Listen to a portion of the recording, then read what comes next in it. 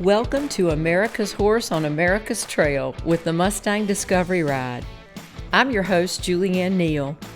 Over the next 12 months, we'll be following tip trainers Hannah Catalino and Lisanne Fear, along with Aveline, Bagheera, Chili, Cody, Finn, and Rosette, and of course, Fyra and Caillou, as they cross the American Discovery Trail on a quest to bring attention to the plight of America's Mustangs.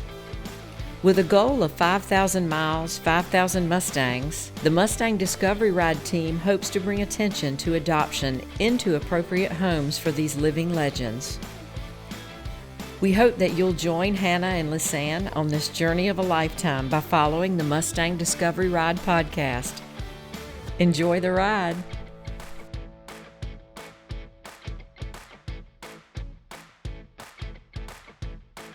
In this episode of the podcast, we'll catch up with Hannah and Lisanne and some of the friends they've met on the trail.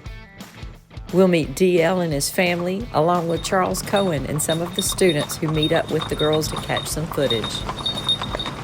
Stay tuned for episode 6.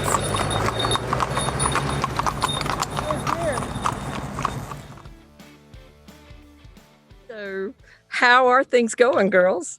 Oh, everything's going really good. It was really awesome to be on the C&O Canal for so long. It was a little nerve-wracking to get back on roads today, but the horses did really good. So that's really awesome. And the roads are pretty quiet today. Yeah. Oh, good. It was a good little transition back into roads.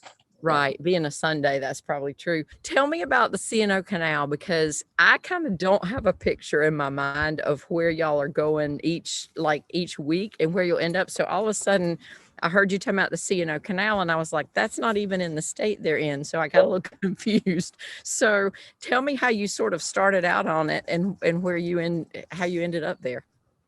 Yeah, so we started out at Foxley Mini Horse Rescue. And then that day was our first day where we rode to the C&O. And then from there, we ended up having a pretty long day where we ended up having to get off of the C&O. And that was like the crazy train day and like when we landed at the campground. So from there, we got off of the C&O in West Virginia. So like in order to get off of the C&O or get to West Virginia, we had to get off of the C&O because it runs on the Maryland side of the Potomac. Gotcha. And so we crossed over. That was when we crossed the Potomac and the Shenandoah on the same day on Highway 340, which a lot of people around here thought we were a little crazy for. We were crazy. Yeah, so they all thought that we were a little bit crazy for that. And we did that. And then someone had offered their place to stay. So then we went kind of like south and we stayed at their place in West Virginia. And then we did a talk at Shepherdstown University. It's still in West Virginia. And when we did that talk, we actually stayed with the Morgans, who you'll be hearing a little bit more from later. That's when we first met them. We met them multiple times since then. But that's when we first met them. And then from there, we crossed back over the Potomac and got back on the C&O. And so we did about 100 miles total on the C&O Canal. So we were like back in Maryland. Okay. I think people forget that Maryland has like this big panhandle, that kind of like shape to it. And West Virginia has this awkward dog leg into the panhandle. That's what got me confused, because I kept thinking they're over there, and then I would see you're back in Maryland, and now I remember that. That's just kind of juts down there. That's true. That's true. Mm-hmm. Well, y'all smile every time you mention this family, and so I'm really looking forward to meeting them and seeing and hearing about that story or what they're all about. So you had a little pause, and then you ended up at West Potomac State College. Yeah, so it gets confusing. So what happened is like we were really pushing our horses hard on the C&O to get to Potomac State. But like we ended up where we just needed to take a break, like ourselves, like we just needed to rest and just kind of recuperate. And it's really funny because like we had called DL the one day, like in order to make time, we thought that we'd be better without the mule and the donkey. Uh-huh. And so without them, we ended up doing, we called DL and he came and picked up the mule and the donkey for us. And then we went really hard like the next day. And then the day after that, like, yes, we had made more miles, but it was really hard just because, we were tired and like our horses were a little bit tired and we all just needed some R&R. So called DL again. And I was like, you probably don't think that we're going to make it to California, but we need you to come pick us up. And so he came and picked us up with his truck and trailer. He's like a farmer rancher. Give me just 1 minute. Hey guys, we're recording this. If we can be a little bit quieter. Thanks. Sorry. No problem. Okay. That way like the volume's a little bit better. Anyways, so we called DL, he came and got us, and then they kind of like nursed us back to health. Like I needed to get my saddle oiled again, and we needed a new set of shoes on all the horses, and we had a horse chiropractor and vet come out and kind of work everyone over. So it was a really good respite. And then from there, just because of timing wise, it worked out to just trailer from we're in Shepherdstown again after being like 40 miles down the trail. We trailered from Shepherdstown to Kaiser to do our speaking event. And we stayed there at Kaiser one night after speaking there. And then we got trailered back to another rancher friend that we met along the way. Another farmer. I guess they're farmers out here. They aren't really ranchers. But another farmer gave us a trailer ride back to the trail where we had originally left off. So like, even though we had trailered to one event, we trailered back to where we left off on the trail, which we talked about, like, we're kind of behind a little bit. Like we talked about just like leaving from Kaiser and just keep riding, but we really love the CNO. So we decided to go back to the trail and make sure we're covering all of our steps. So yeah, I mean, I think that's important too, because if there's something like that you want to spend time and see, there's no reason not to, there's no deadline. Yeah. And to me, the people you're meeting along the way, I'm ready to hear a little bit more about DL, because it sounds to me like that same thing with Micah and Juanita and that whole crowd in Delaware, you're finding here in West Virginia. So how'd you meet DL in the first place? Yeah, so it's been really handy with Hannah doing like her clinic and stuff. One of the gals that was there filming the clinic, her mom worked for the university and she set up like us speaking, and we were like, okay, like this is great, but where do we stay? And she knew DL and she was like, you have to stay with this family. Gotcha. Yeah. Well, and I think that sort of brings up that whole thing about support driver. And you guys had something worked out, but then it hasn't happened quite yet. Will be happening soon, I think. But it's important to have that, because if not, you're sort of out floundering in the world, Yeah. So do you think you have something worked out for coming up next week? We're hoping so. At this point, though, like we don't want to hold our breath. Right. Yeah. Like it's hard to not get too excited, because the person seems like perfect for the role, and like it's so like badly needed. Like we can't move it unless we have a driver there, right. Safety we agreed was most important, and to be doing what we're doing, we need that. So we're really trying not to get too hopeful, but we're pretty excited about this person. So yeah. Well, and I know everybody's sharing the Facebook posts and spreading the word about that too. I went to the tip challenge yesterday down in Johns Island, and everybody there had heard about your ride and was all excited for you. And that's cool. We got some great footage, and everybody said good luck and all that. So I know that if that rider is still needed by next week, we can keep sharing it, and somebody's going to turn out to be the right person. But it takes that right person, really, because just anybody is not going to be able to do what you need them to do. So yeah, we also understand it's hard to take a year off of your life to go like pursue a passion and not really make any money at it. So yeah. But maybe those people along the way, state by state, will work out. I think that would be good too. Right. Yeah. I mean, I think the biggest thing is we're all here for the Mustangs. Right. Exactly. Yeah, and finding the people that are also passionate about the Mustangs. That's kind of, if we can align with those people, I think we'll be successful.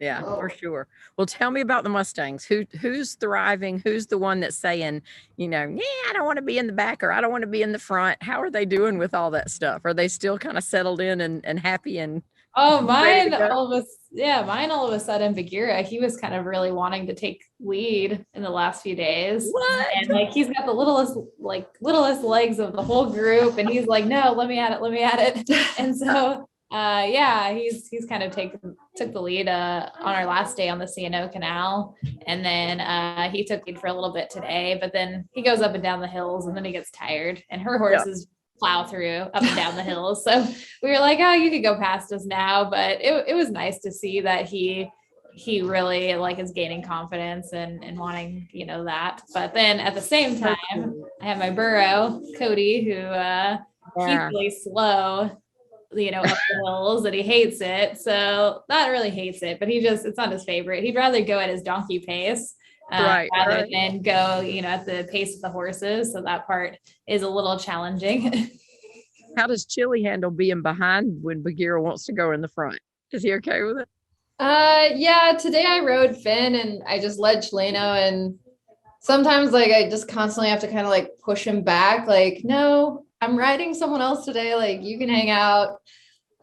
He's kind of okay with it, but it's funny to watch him. Like, Hannah and I were watching him today, and he's just so spooky at everything. Like, I mean, it really does make a difference. I think when you have a confident rider in the saddle, like there's a reason why he wasn't cut out to be a dude horse all those years ago. But today was definitely interesting because we had people firing guns all around us, like all day long. And like one like was so close, like not only I felt like we felt direct ricochet, but like we smelled the gunpowder. What? And I feel like I was on my trusty steed Finn, and we've done several Memorial Day things where they do the 21 gun salute, and he stands like a rock with a flag for the 21 gun salute.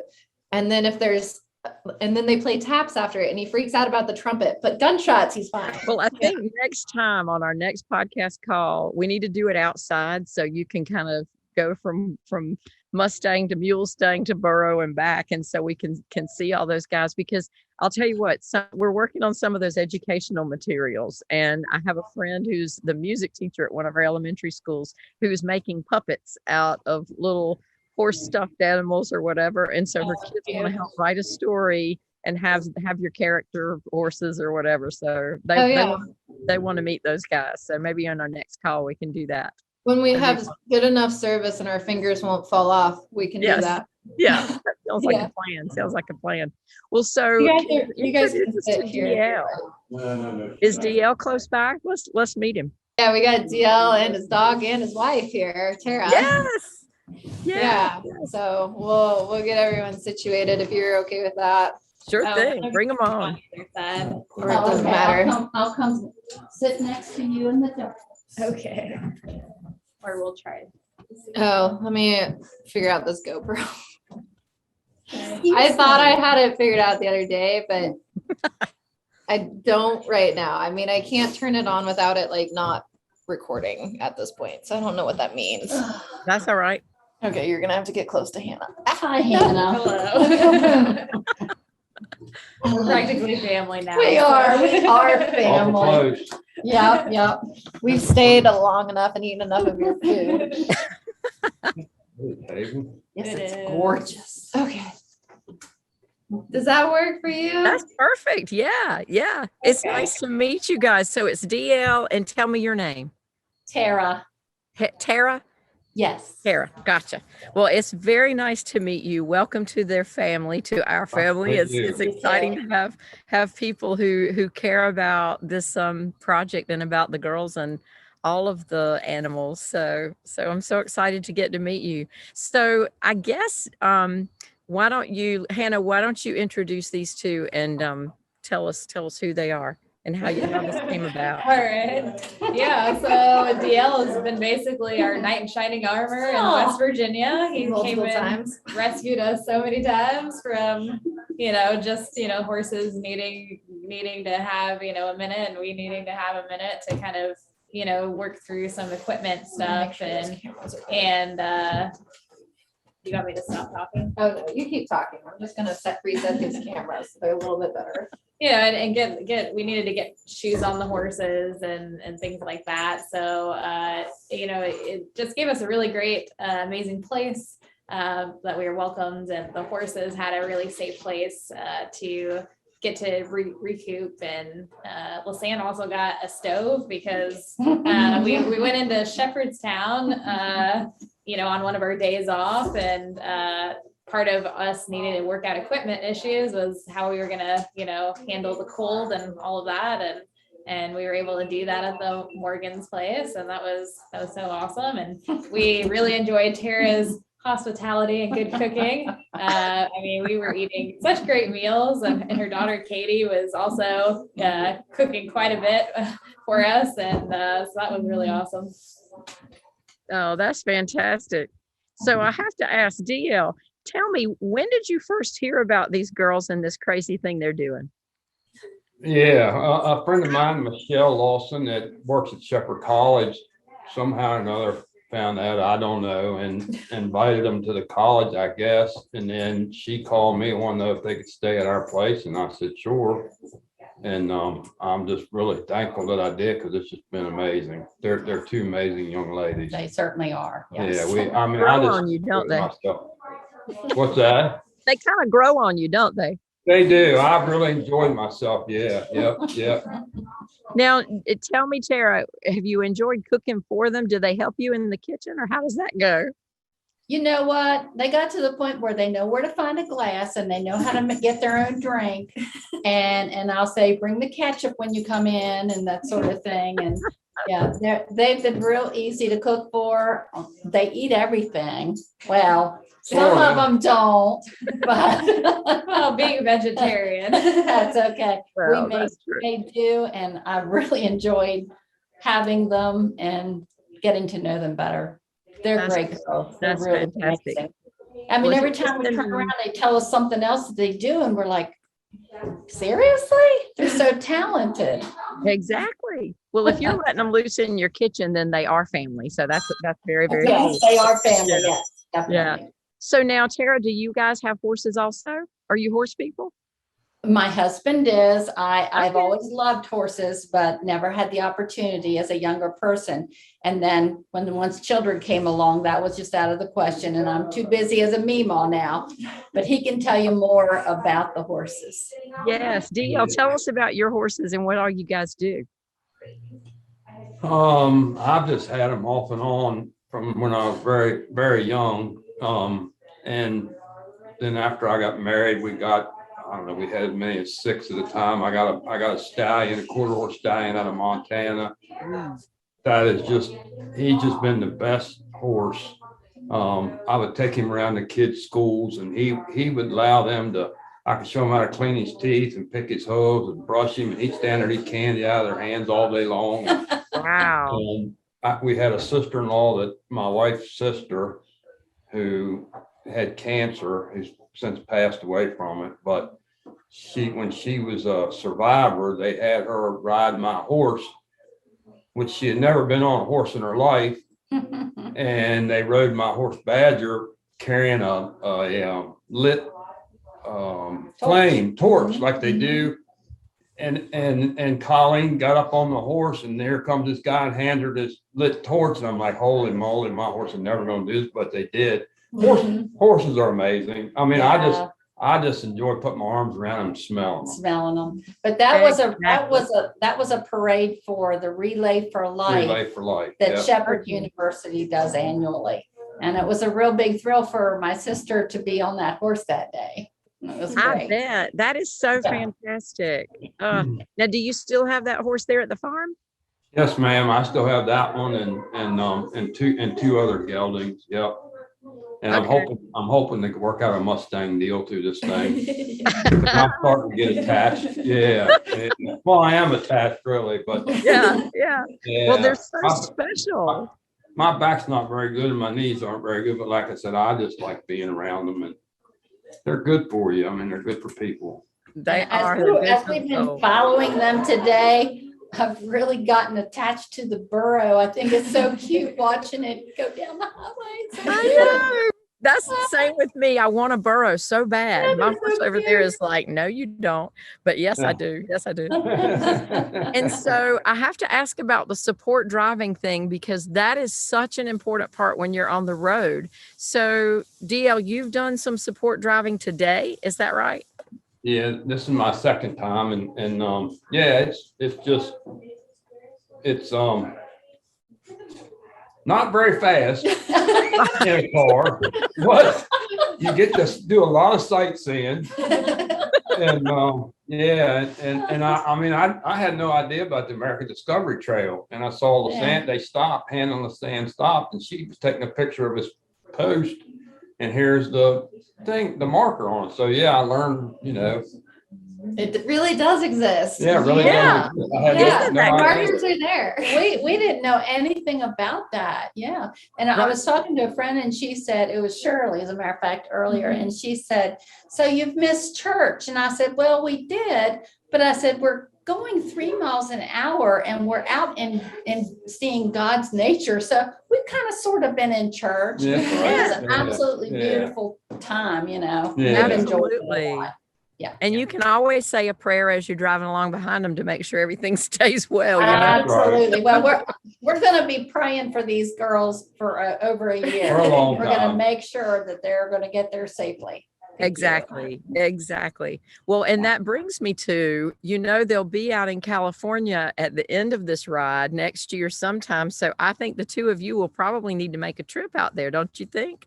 If we drive, he won't fly. But if he's not going to drive, I will be flying. Well, I they got need a feeling somebody's they gonna need- show up probably. Yeah.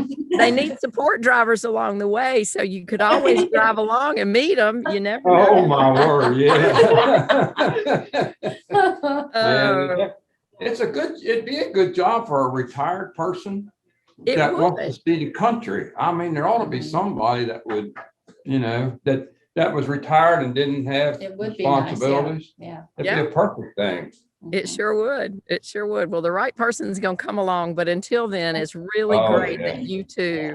It's so special that they met you and that y'all have been able to be there for them, because it makes me feel good knowing that there are people out there that would do that, because there are not many, or I wouldn't think there would be that many people that would just bring them into their home and let them have rain in the It's kitchen. kind of easy to love. Every time yeah. I've had to say goodbye, we cry. And the only thing you hear on the news is the bad stuff. There's Yeah. a lot of good people Yeah. around. You don't hear about them because they Right. don't cause any trouble. That's you true. know. That So- is very true. Very true. So now I heard other family back in the background. Are your grandkids there today?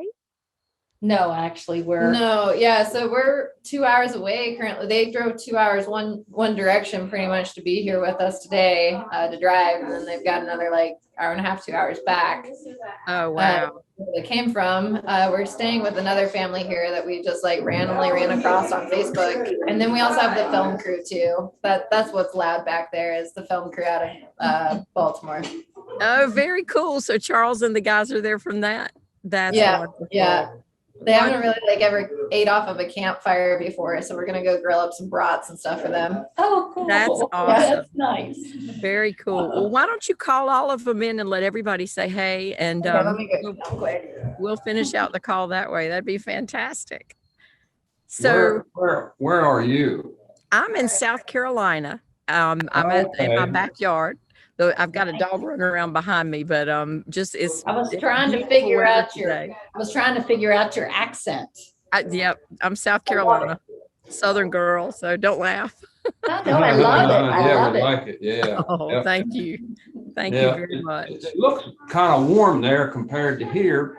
It And is. it's I'm feeling bad spring. for you guys because it's about 65, 70 today.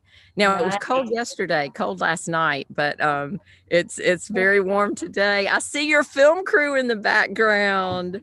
Oh, Yeah, this is the woman from. Yeah. why don't you, some of you come around the other So way? yeah, everybody come in. Come around the Yeah, other it's way. really tight. Whoa. Yes. Hey, Charles. Hey, what's up? Good to What see you happened? guys again. What happened? Hello. So you can be in the. Yeah, in the Yeah. shot. Yeah, definitely. Yeah, everyone has to switch. We'll try So to this switch is just our podcast call, and we're catching everybody up on the weekly happenings of the girls. And so I recognize some of you guys from Maryland, from Washington D.C., and our BLK water ad that we filmed. Yeah, so y'all loved it so much you came back. That is fantastic. So somebody who's filming today, let me know how the day went as far as your subject sitting down in front of you. Oh, well, I think it went pretty good. Even though besides the cold and the rain and everything, we still work in groups with each other to make sure we have people up front with the horses, make sure, people in the back, make sure the car is safe, but just rotating, but they're amazing and awesome. I got to ride a horse. Oh, that's It was pretty fantastic. fun. But no, it's really good today. Asked them important questions. They're so straightforward, and we It's just been love very it. action-packed, like Yeah. you've been running, following them. Running with them. So. Oh, I'm so excited. So I hope somebody got pictures of you on the horse. Yes, Oh, they yeah. did. Okay, very, very With good. like that 3 one. different cameras. I But they figured. weren't like Charles standard cameras. So Oh, I don't know. yeah. Oh, it's all good. It's all good. Well, thank you all for being there and for chatting with me for a few minutes today for the podcast. It's really cool to see so many people coming together and being part of the journey. So I know I'm enjoying seeing what's happening next. So thanks, you guys. Yeah. Thanks, Julianne. We really appreciate it. Nice to meet you. This episode of the podcast is sponsored by JA Media Productions and the Equus Film and Arts Fest. Special thanks to our sponsors, the Mustang Heritage Foundation, BLK Water, and España Silk.